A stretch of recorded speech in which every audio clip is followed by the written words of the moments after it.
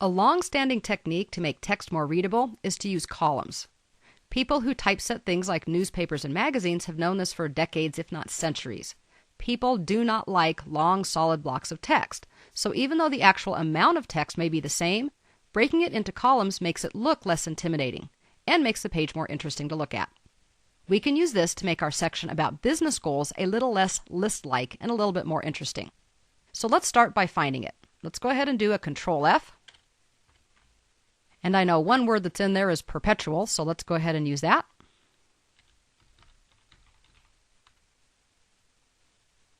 And there it is. So we can go ahead and click on it. We can accept that, get rid of this pane to give us some more room. And this is where we want to be. We actually have several lists of goals. Starting with perpetual goals, we then move down to short-term goals, and if we keep going, we end up with long-term goals. Let's go ahead and put these into columns to make them a little bit more interesting and a little bit more fun to read and visually engaging. That means we first need to select the text. Just like everything else that we've done, generally speaking, we need to make a selection before we go any further. Since the cursor is already at the beginning of perpetual, let's just use the good old click-shift-click technique to select all the way down through the end of our long-term goals. And by that, we do want to go just through the bulleted list and not include the paragraph that begins with these goals.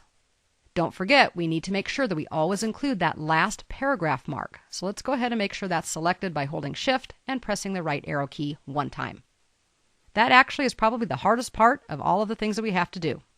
Now, from the Page Layout tab, we can select the Columns option under Page Setup, and we simply choose how many columns we want. We have 3 lists, so let's try looking at a 3-column layout.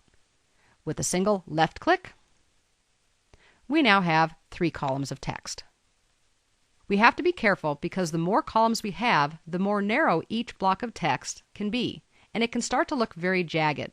And we can see this already with 3 columns of text, especially since we have a multi-level list in the middle.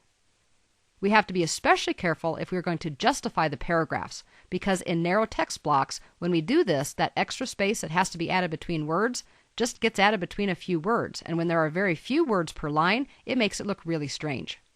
So consider the width of each column when deciding how to configure columns in your document.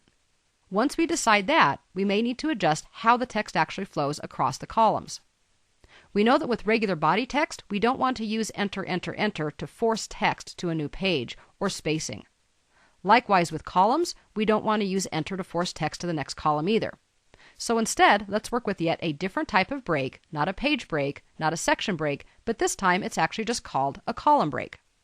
In order to do so, we need to figure out where our columns need to break, because right now, Word tries to make them balanced, at least to the best of its ability. One way would be to look at each of our titles. Our second list starts with short-term goals. If we click before the S in short-term, we can then come up to the breaks and choose a column break.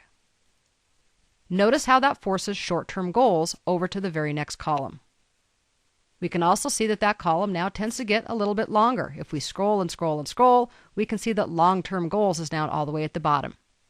So I'm thinking we probably want to click before the L in long-term goals and do the same thing. Go to the breaks and add another column break. Now we had 3 lists. The 3 lists are of different lengths, but we have the ability to put them each into the top of 3 columns with the titles at the top so it's easy to see. Now what I wanted you to notice is that we have the column break indicators at the bottom of the columns where we added them. And there's also on the very right-hand side, after our long-term goals, a very short double line. It's kind of hard to see, but this is actually the section break. Remember when we said that sections are where we want to do something different, and they can be on different pages? When we use the drop-down for adding section breaks, we didn't actually use one, but there also is one that says force it to an odd page or force it to an even page.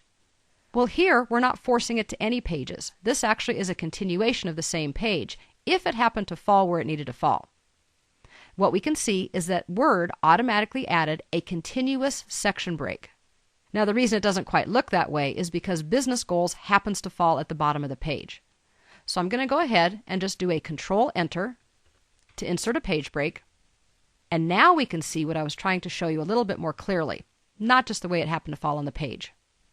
What I was trying to say is that whenever we create columns, Word will automatically surround that text with section breaks. but they are continuous section breaks. So when we turn off all of these non-printing characters, it will look seamless. But Word knows that this section right in the middle is supposed to be formatted differently than the rest of the content that follows it, either above or below it on the page. And we can see that with our final paragraph. It is still on the same page, but it goes back